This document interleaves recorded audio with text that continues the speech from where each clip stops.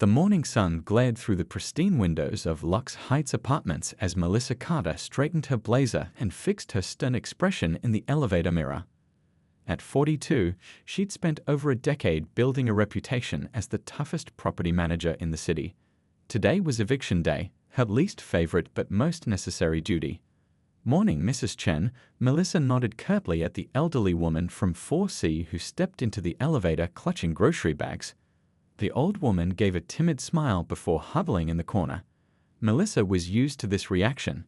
Tenants respected her but rarely warmed to her. That was fine by her. She wasn't here to be liked. When the elevator doors opened on the lobby floor, Melissa immediately spotted her assistant, Pete, nervously shuffling papers at the front desk. "Got those notices ready?" she asked, not bothering with a greeting. Pete winced. "Yes, but about apartment 7B. Zoe Williams, right?" Melissa cut him off, grabbing the stack of papers. "Late again." "Second month in a row," Pete confirmed, but she came by yesterday practically in tears.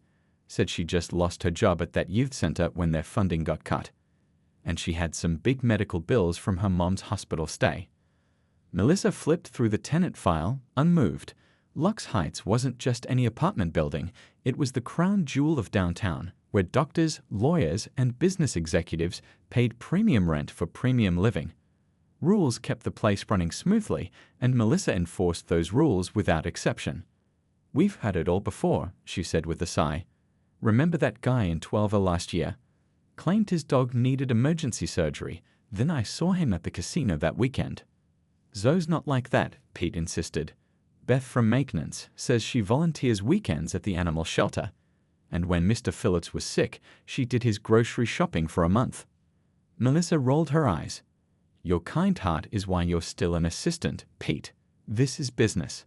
If we let one person slide, soon we've got half the building playing sob stories instead of paying rent."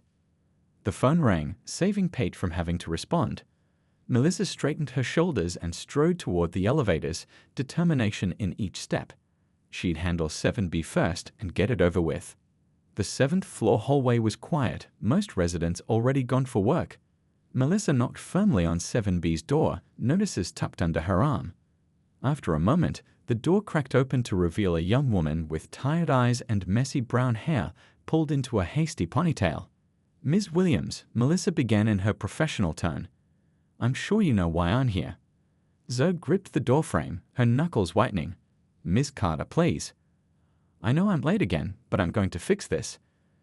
I've got 3 job interviews lined up this week, and my roommate from college said I can pick up some freelance work through her company."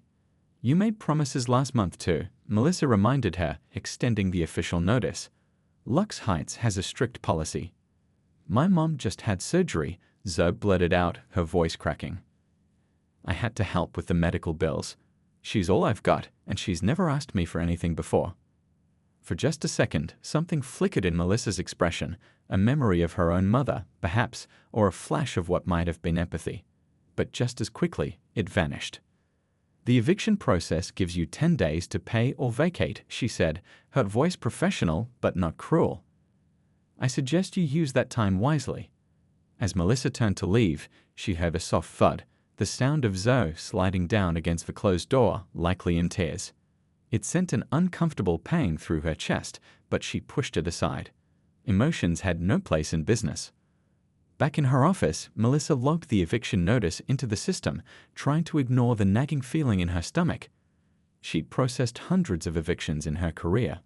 Why did this one bother her? "Just doing my job," she muttered, pushing away from her computer and standing to stare out at the city skyline. Rules are rules. What Melissa didn't know, as she gazed out at the towers of glass and steel, was that her perfectly ordered world was about to collide with a force far greater than her rulebook could handle.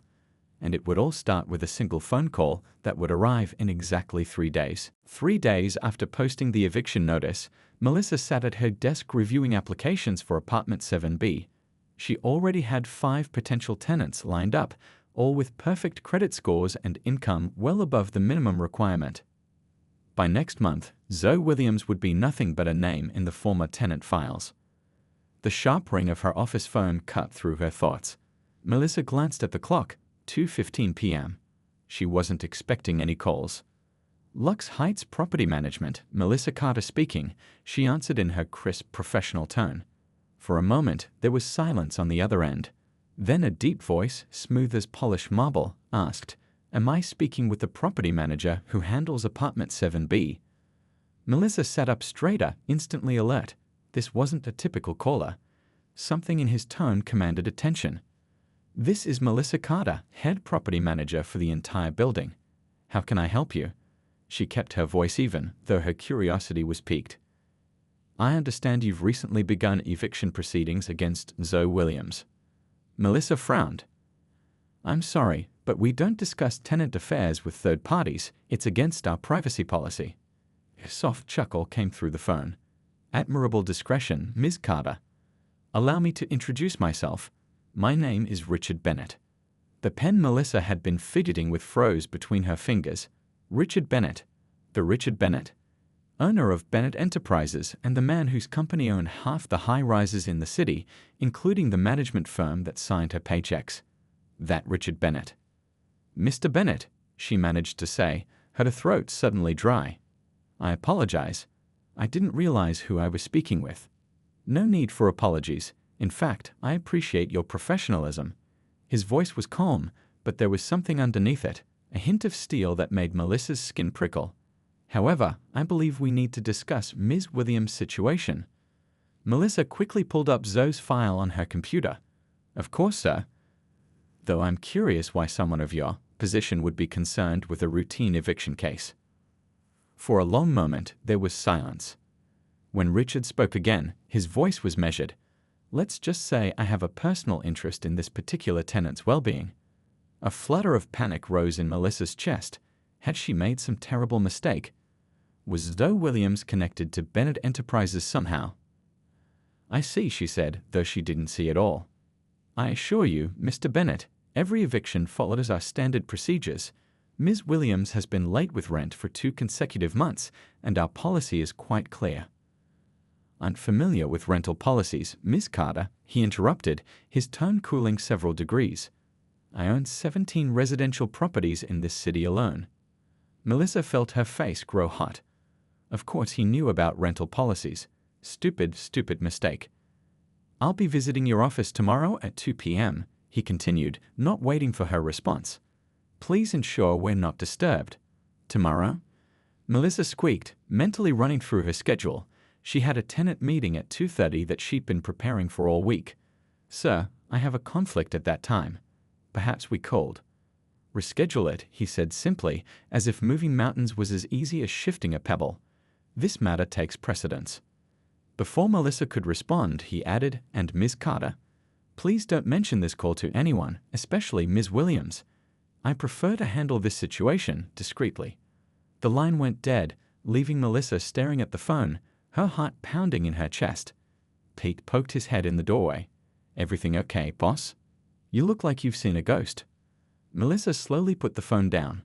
"Fine, everything's fine. Just cancel my 2:30 meeting tomorrow." "The one with the tenants committee?" "They're not going to be happy." "I said cancel it," she snapped, then immediately regretted her tone. "Sorry, Pete. Something's come up, something big." After Pete left, Melissa pulled up Zoe Williams' application form and scanned it more carefully. There was nothing remarkable: average credit score, decent rental history, employment at a local youth center. Nothing that screamed connection to one of the most powerful men in the city. She clicked through to the emergency contact information. Zoe had listed only her mother, Alinda Williams, in Oakwood. No mention of Richard Bennett or anyone else who might explain his interest. As the afternoon sun slanted through her office blinds, Melissa stared at Zoe's smiling photo on the tenant database. "Who are you really?" she wondered. "And what does Richard Bennett want with you?" Little did she know, by this time tomorrow, her entire world would be turned upside down. Melissa arrived at work an hour early the next day, her stomach in knots. She'd barely slept, tossing and turning as her mind raced through every possible reason why Richard Bennett would take an interest in Zoe Williams. None of her theories made sense. She smoothed down her best navy suit for the 5th time and reorganized the already immaculate files on her desk. The wall clock seemed to be moving extra slowly, each tick stretching out like taffy. "I brought you coffee," Pete said, appearing in her doorway at 1:30. Figured you might need it. You seem jumpy. Melissa accepted the cup gratefully. Thanks. And I'm not jumpy, I'm prepared. There's a difference. Pete raised an eyebrow but didn't argue. Want to tell me what's going on? You've been acting strange since that phone call yesterday. Nothing's going on, she lied, taking a sip of coffee to avoid his gaze. Just a meeting with a potential investor. Very routine. Right, Pete drawled. That's why you're wearing your power suit and have reorganized your desk 3 times in the last hour. Before Melissa could respond, the front desk phone rang. Pete answered it, then turned to her with wide eyes. Mr. Bennett is here. He's coming up. Melissa nearly spilled her coffee. He's early. She glanced at the clock. 1:45. 15 minutes early. Power move. Who's Bennett? Pete whispered, but Melissa was already shooing him out of her office. Hold all my calls. No interruptions, no matter what. She had just enough time to take a deep breath before a knock sounded at her door. When she opened it, Melissa had to fight the urge to step back. Richard Bennett was even more imposing in person than his reputation suggested, tall and broad-shouldered, with silver-streaked dark hair and piercing blue eyes that seemed to look right through her. His suit probably cost more than her monthly salary. Mr. Bennett, she greeted, extending her hand. Thank you for coming. Please, have a seat. His handshake was firm but brief. Miss Carter. He glanced around her modest office before settling into the chair across from her desk. He declined her nervous offer of coffee with a small wave of his hand. I prefer to get straight to the point, he said, his voice as commanding in person as it had been on the phone. I understand you're evicting a young woman named Zoe Williams. Melissa nodded, trying to look confident as she opened the file. Yes, sir. As I mentioned on the phone, Ms. Williams has violated her lease agreement multiple times. We have standards to maintain and... Richard raised his hand, silencing her mid-sentence. Zoe Williams is my daughter. The words hung in the air between them. Melissa stared at him, certain she had misheard. I'm sorry, did you say she's your daughter?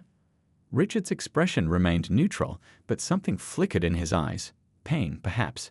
Yes, my only child. Melissa's mind whirled like a tornado. Zoe Williams, the struggling youth center worker who could barely make rent, was the daughter of Richard Bennett, one of the richest men in the state. It made no sense. I don't understand, she finally managed to say. If she's your daughter, why is she struggling to pay rent in the first place? Why doesn't she live in one of your properties? Why? She stopped herself, realizing she was asking personal questions of a man who could probably have her fired with a single phone call. Richard sighed, the sound heavy with regret. It's complicated, Ms. Carter. Zoe and I, we haven't spoken in nearly 5 years. He looked away, his gaze fixing on the city skyline visible through her window. For a moment, his carefully composed expression cracked, revealing a glimpse of genuine sadness. After her mother and I divorced, Zoe sided with Linda. That's understandable, she was only 14 at the time. But when she went to college, she decided she wanted nothing to do with my money or my name. She even changed back to her mother's last name. He turned back to Melissa, his eyes hardening. She's stubborn. Gets that from me, I suppose. After graduation, she refused any financial help I offered. Said she wanted to make it on her own terms, not mine. Melissa listened, fascinated by this glimpse into the private life of someone whose name usually only appeared in business journals and society pages. I've respected her wishes, Richard continued. I've kept tabs on her from a distance, making sure she was safe without interfering in her life. But I draw the line at seeing her homeless. Melissa swallowed hard, suddenly seeing her eviction notice in a whole new light. Mr. Bennett, I assure you, I had no idea. Of course you didn't, he cut in. That was the point. Zoe doesn't want people knowing who her father is. She doesn't want special treatment. His jaw tightened. But this situation has gone far enough. Her mother called me, told me about the medical bills, about Zoe losing her job. And now this eviction. I won't stand by any longer. The implications were slowly dawning on Melissa. She had unknowingly threatened to evict the daughter of the man who indirectly controlled her livelihood. Her palms began to sweat. What exactly are you asking me to do, Mr. Bennett? Richard leaned forward, his gaze intense. That's what we need to discuss, Ms. Carter. Because the solution to this problem will determine a great many things, including, perhaps, your future at this company. The air in the room seemed to grow thinner. Melissa realized that this meeting wasn't just about Zoe Williams or an eviction notice. Her entire career hung in the balance of what came next. Melissa gripped the edge of her desk, trying to steady herself. The silence stretched between them like a tightrope. Outside her office, she could hear the usual sounds of the building, the distant ping of the elevator, phones ringing, Pete chatting with a tenant, but in here, time seemed frozen. "Mr. Bennett," she finally said, her voice smaller than she'd like, "I was just doing my job. The rules apply to everyone. I had no idea Zoe was connected to me." Richard finished, a hint of disappointment in his tone. So if she wasn't, the eviction would be perfectly fine. Melissa opened her mouth, then closed it. She'd never questioned the rules before. They were there for a reason, to keep the building running smoothly, to maintain standards, to protect the investment. But put that way, your job, Richard continued, leaning back in his chair, is not just following rules blindly, Ms. Carter.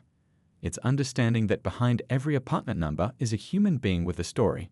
He reached into his inside jacket pocket and pulled out a sleek leather checkbook. "I'm not asking you to give my daughter special treatment because of who I am. I'm offering to personally cover her back rent and ensure her payments are made on time going forward." Relief washed over Melissa. This was a solution she could work with. "That would certainly resolve the immediate issue, sir." "There's a catch," Richard added, closing the checkbook without writing anything. "Zoe can't know the money came from me. She needs to believe it was a rental assistance program or something similar. Her pride is stubborn." Melissa nodded quickly. "We can arrange that, sir. I'll have the paperwork drawn up this afternoon. The eviction notice will be rescinded immediately." Richard's expression remained serious. "That's only part of what I came to discuss, Ms. Carter."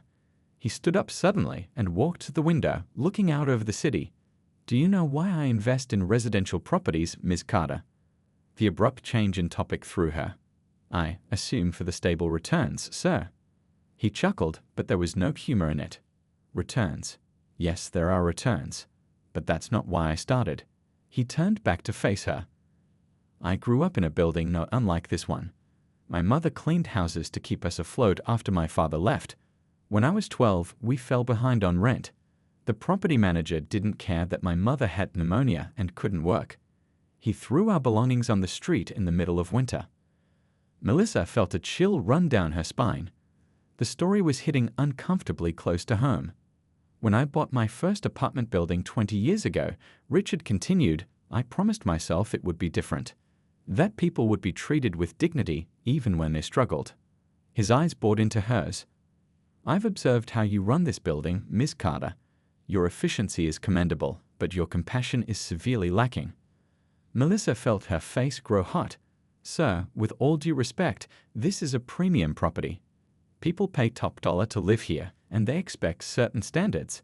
If we start making exceptions—" "Did you know," Richard interrupted, "that I recently acquired a majority stake in your management company?" The floor seemed to drop out from under Melissa. "No," she whispered. "I wasn't aware."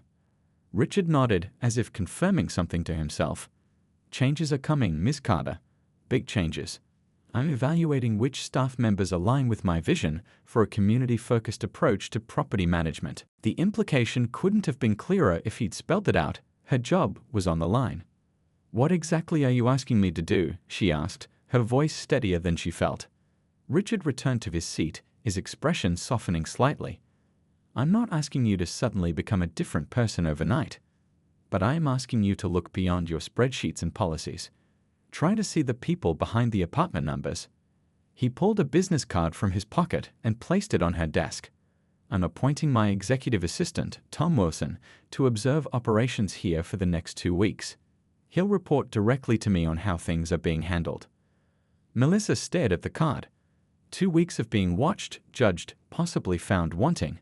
Her perfect record, her years of hard work, all potentially meaningless if she couldn't adapt to whatever community-focused meant to Richard Bennett.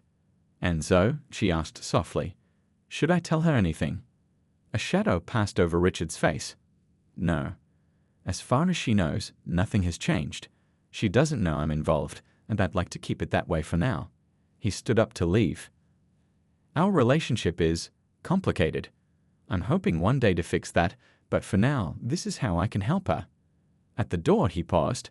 I should warn you, Miss Carter. Tom will be arriving tomorrow morning, and unlike me, he doesn't believe in making appointments. With that, he was gone, leaving Melissa alone with the weight of his words. She sank back into her chair, mind racing. In a single meeting, her entire professional world had been upended. She pulled Zoe's file toward her again, looking at the young woman's photo with new eyes. Not just a late-paying tenant now, but a puzzle piece in a much larger story. A story that somehow Melissa had become entangled in. Pete poked his head in a few minutes later. Everything okay? You look like you've seen a ghost. Melissa attempted a smile that didn't quite reach her eyes. Let's just say things are about to get interesting around here. What did he want? Pete asked, curious. Melissa looked down at the eviction notice for Zoe Williams, then slowly tore it in half. A second chance, she said quietly. For all of us. Tom Wilson arrived at 8 a.m. sharp the next day, carrying nothing but a small notebook and a coffee. He was younger than Melissa expected, maybe mid-30s, with kind eyes that somehow made his presence even more unsettling. He didn't look like someone sent to evaluate her. He looked like someone you tell your problems to. I'll just observe today, he said with an easy smile, settling into the small desk Pete had cleared for him in the corner of the main office. Pretend I'm not even here. But Melissa couldn't ignore him. Every time she snapped at a maintenance worker or denied a tenant request, she felt his eyes on her, felt him scribbling something in that little notebook. By lunchtime, her nerves were so frayed she had to escape to the quiet of her office. You need to pull yourself together, she muttered to herself, staring at her reflection in her compact mirror. You've done nothing wrong. But even as she said it, a tiny voice in her head whispered, haven't you? With Tom watching her every move, Melissa found herself looking at her own policies through new eyes. Had she really been this rigid all along? This cold? That afternoon, she pulled up Zoe's file again, determined to understand the young woman better. There had to be more to the story, something that explained the rift between father and daughter, something that might help Melissa navigate this mess she'd stumbled into. She dug deeper than the standard tenant background check, looking up the youth center where Zoe had worked. It was a small place in a tough neighborhood, dedicated to giving kids a safe space after school. Their website showed pictures of art classes, basketball games, and smiling children. In one photo, Melissa spotted Zoe. Her face lit up as she helped a little boy with a science project. She chose that over a life of luxury, Melissa murmured, trying to wrap her head around it. Next, she searched through old emails and requests, discovering something surprising. Several residents had actually reached out to her about Zoe's situation, offering to help. Mrs. Chen from 4C had written asking if she could pay part of Zoe's rent after the young woman had helped her carry groceries for months. The retired teacher in 9A had suggested a building fundraiser when he heard about Zoe's mother's medical bills. Melissa had dismissed all these requests with form responses about policy and precedent. Reading them now made her stomach twist uncomfortably. Finding anything interesting? Tom's voice made her jump. He stood in her doorway, leaning casually against the frame. Just reviewing some files, she said, quickly minimizing the screen. Tom nodded, his expression neutral. You know, back at Bennett Enterprises, we have a saying, numbers tell you what, but people tell you why. Melissa frowned. What's that supposed to mean? It means that understanding the story behind the numbers often changes how you see them. He shrugged, his smile returning. Just something to think about. After he left, Melissa sat back in her chair, his words echoing in her mind. The story behind the numbers. On impulse, she grabbed her keys and headed to the 7th floor. She talked to Zoe herself, not as a property manager issuing an eviction, but as a person trying to understand. But when she knocked on 7B, there was no answer. A neighbor passing by mentioned seeing Zoe leave early with a gym bag, probably headed to a job interview. Disappointed, Melissa returned to her office, where she found Pete waiting with a stack of maintenance requests. Everything okay, boss? You've been acting weird since Bennett showed up. Melissa hesitated, then made a decision. Pete, what do you know about Zoe Williams? Pete looked surprised by the question. The girl in 7B. Not much. She brings cookies to the maintenance guys during the holidays. She organized that book drive for the Children's Hospital last year. Oh, and she helped old Mr. Rivero learn to use his new phone when his grandkids moved away. He paused, studying Melissa's face. Why are you asking? Just trying to get the full picture, Melissa said, thinking about Tom's words again. That evening, long after everyone else had gone home, Melissa stayed at her desk, pulling up records from the past 2 years. She was looking for patterns in her own management style, and what she found disturbed her. There were dozens of cases where she could have bent the rules without breaking them, shown flexibility without compromising standards. She'd been so focused on following policy to the letter that she'd forgotten the human element entirely. As the office grew dark around her, Melissa made a list of changes, small at first, things she could implement immediately without corporate approval. Community bulletin boards, a tenant emergency fund, more flexibility on payment dates for residents with good history. It's a start, she murmured, looking out at the city lights. She thought of Zoe, working with kids instead of living off her father's wealth, of Mrs. Chen offering to help a neighbor, of the many small kindnesses she overlooked in her quest for perfect order. For the first time in years, Melissa felt something shift inside her, a loosening of rigid certainty, a crack in her armor of rules and regulations. And through that crack, something unexpected began to grow. 2 weeks flew by in a whirlwind of changes. Melissa surprised everyone, herself included, by how quickly she embraced a new approach to managing Lux Heights. She started small. A community bulletin board in the lobby, flexible payment plans for tenants facing temporary hardships, coffee and donuts in the common room on Sunday mornings. Tom watched it all, his little notebook filling with observations. Sometimes he'd nod approvingly. Other times, he'd just give Melissa that cryptic smile that drove her crazy. She could never tell what he was thinking. You know, Pete said one morning as they watched residents chatting over coffee in the newly revitalized common room, I never thought I'd see the day Melissa Carter would put building community over building profit. Melissa rolled her eyes, but there was no real annoyance behind it.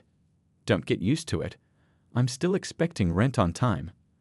But they both knew something fundamental had shifted. The building felt different, warmer somehow, despite the approaching winter chill. Through it all, Melissa had been working up the courage to speak with Zoe. Several times she'd seen the young woman in the hallway or lobby, but something always held her back. What would she say? Sorry I tried to evict you, but hey, at least I learned a valuable lesson about compassion. Late one afternoon, Tom stopped by her office on his way out. Last day tomorrow, he said, tapping his notebook. Mr. Bennett wants to meet with you, and he's bringing someone special. A knot formed in Melissa's stomach. Richard is coming back. Who's he bringing? Tom just smiled. Meeting room, 10 a.m. Don't be late. At the door, he paused. For what it's worth, I think you've done good work these past 2 weeks. After he left, Melissa sat at her desk, anxiety churning inside her. Would Richard approve of her changes?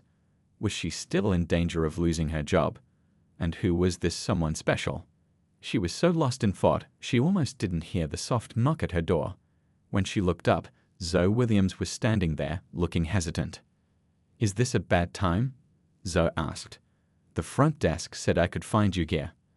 Melissa quickly stood up, knocking over a stack of papers in her surprise. No, not at all. Please come in. Zoe stepped inside, glancing around the office nervously. She looked different than Melissa remembered, more confident somehow, though there were still shadows of exhaustion under her eyes. I wanted to thank you, Zoe said, taking the seat across from Melissa, for the rental assistance program. It really saved me when I needed it most. Melissa's face warmed with shame. She hated this lie between them, but she'd promised Richard. It's a new initiative we're trying, she said carefully, for tenants who need temporary help. Well, it was a lifesaver, and I wanted you to know I got a new job. Zoe continued, her face brightening. It's still at a youth center, but with better pay and benefits. I'll be able to make rent on time from now on. That's wonderful, Melissa said, genuinely happy for her. Then, before she could stop herself, Zoe, I owe you an apology. Zoe looked surprised. For what? For how I handled your situation. I was rigid. I didn't try to understand what you were going through. Melissa took a deep breath. The truth is, this building isn't just a collection of apartments. It's a community of people with real lives and occasional struggles. I lost sight of that. Zoe studied her as if seeing Melissa for the first time. That's not what I expected you to say. Melissa smiled ruefully. I've been surprising a lot of people lately, including myself. For a moment, they sat in silence that wasn't entirely uncomfortable. Then Melissa had an idea. Actually, I've been developing a new hardship program for the building, a safety net for good tenants who hit temporary rough patches. I'd value your input on designing it, given your experience. Zoe's eyes widened. You want my help? If you're willing, your perspective would be invaluable. As they began discussing ideas, Melissa felt a weight lifting from her shoulders. This was what Richard Bennett had been talking about, seeing the people behind the apartment numbers, building community instead of just collecting rent. They were so engrossed in their conversation that neither noticed the tall figure watching briefly from the hallway before quietly walking away, a satisfied smile on his face. The next morning, Melissa arrived at the meeting room 15 minutes early, her heart pounding. She prepared a presentation of all the changes she'd implemented and those she planned for the future. If this was her final evaluation, she wanted to go out fighting. At exactly 10 a.m., the door opened. Richard Bennett walked in, his expression unreadable. But it wasn't Tom who followed him. It was Zoe. The young woman stopped short when she saw Melissa, confusion washing over her face. What's going on? Dad, you said this was about a donation to the youth center. Dad. The word hung in the air between them. As Richard turned to close the door, his eyes met Melissa's. In that brief moment, a message passed between them, a request, a warning, a test. This moment would determine everything. Melissa looked from father to daughter, understanding dawning. This wasn't just about her job anymore. It was about healing a broken family. And somehow, she had become an unexpected bridge between them. The silence in the meeting room was so thick Melissa could almost touch it. Zoe stood frozen by the door, her eyes darting between her father and Melissa, confusion quickly turning to anger. What is this?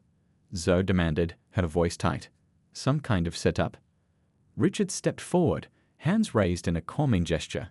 Zoe, please, just hear me out. Hear you out. Zoe's laugh was short and bitter. Like when you tried to bribe my boss at the youth center to fire me so I'd come crawling back for your help. Or like when you sent your lawyers to check on me every month. Melissa's eyes widened. This was news to her. I never sent anyone to check on you, Richard said quietly. I respected your wishes to be independent. Then why are you here? Why is she here? Zoe pointed at Melissa. Wait, her face paled as understanding dawned. The rental assistance program. That was you, wasn't it? Richard didn't deny it. You were about to be homeless, Zoe. So you stepped in and fixed everything like always. Zoe shook her head, looking betrayed. I told you I wanted to make it on my own. No special treatment, no Bennett name opening doors, no strings pulling behind the scenes. You were failing. Richard's composure finally cracked. Your mother was worried sick. You were about to lose your apartment. What kind of father would I be if I just watched you struggle when I could help? Melissa cleared her throat softly. Both Bennetts turned to her, almost surprised to find her still there. If I could say something, she asked tentatively. Zoe crossed her arms. Go ahead. Apparently everyone's been talking behind my back anyway. Melissa took a deep breath. Zoe, when your father first told me who you were, I was shocked. I couldn't understand why someone with his resources would choose to struggle. But these past 2 weeks, getting to know you through your neighbors, seeing what you've built here, I think I get it now. She looked at Richard. And sir, I understand your concern. Any parent would worry, but Zoe wasn't failing. She turned back to Zoe. You hit a rough patch, yes. But do you know how many of your neighbors offered to help you? Mrs. Chen wanted to pay part of your rent. Mr. Rivera started a collection. The maintenance guys were ready to work overtime for free to help with repairs in your unit. Zoe's anger faltered, replaced by surprise. They did that, for me. Because you've built real connections here, Melissa continued. Not because of your last name or your father's money, but because of who you are and what you give to others. That's not failing. That's succeeding at something much harder than making rent on time. Richard looked at his daughter with new eyes. Is that true? You've made such an impact here. She organized the book drive that filled the children's hospital library, Melissa said. She helps elderly residents with their groceries. The teenagers in the building go to her for advice. She smiled slightly. I've been paying attention. Zoe's eyes filled with tears. I just wanted to make my own way. To know that whatever I achieved, it was because of my own work, not because I'm Richard Bennett's daughter. I understand that now, Richard said softly. But Zoe, accepting help when you need it isn't failure. And letting your father care about you isn't giving up your independence. For a long moment, Zoe stood silent, wrestling with feelings too complex for words. Then she did something that surprised both Melissa and Richard. She laughed, the sound genuine if a bit watery. So my uptight property manager and my controlling father have been having heart-to-hearts about me. She shook her head. I don't know whether to be angry or impressed by how weird this is. Both are valid, Melissa offered with a small smile. That broke the tension. Zoe walked fully into the room and took a seat. Okay, let's talk. All of us. No more secrets, no more behind-the-scenes maneuvering. Richard sat across from his daughter, relief evident on his face. I'd like that very much. They talked for nearly 2 hours. About the years of distance, about hurt feelings and good intentions gone wrong, about pride and love and the messy space between. Melissa offered to leave several times, but both Bennetts asked her to stay. Her outsider perspective proved valuable in bridging their misunderstandings. 6 months later, Lux Heights had transformed. The hardship program that Zoe helped design had already assisted 3 residents through temporary financial difficulties. Monthly community dinners in the now-renovated common room had become so popular they needed a reservation system. And Melissa's management style had become a model for other Bennett enterprise properties.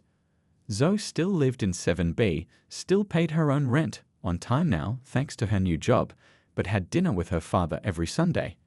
Their relationship wasn't perfect, too many years of distance to heal overnight, but it was real and growing stronger. On a warm spring evening, Melissa found herself sitting on the rooftop garden between Richard and Zoe at the building's first annual community appreciation event. Residents mingled around them, talking and laughing in the golden sunset light. You know, Richard said quietly to Melissa as they watched Mrs. Chen teaching Mr. Rivera's grandchildren how to fold origami cranes. When I confronted you about Zoe, I never imagined this outcome. I was prepared for a battle, not this. He gestured to the community gathered around them. Melissa smiled. Neither did I, but sometimes the things we fight hardest against are exactly what we need. As the 3 of them raised their glasses in a toast to second chances, Melissa reflected on how a simple eviction notice had led to the most profound change in her life. She had tried to kick someone out, not realizing that in doing so, she would open the door to becoming a better person herself. And somewhere across the rooftop, Pete was telling the newest tenant the now famous story. Did you know she tried to kick her out, but had no idea who her father was?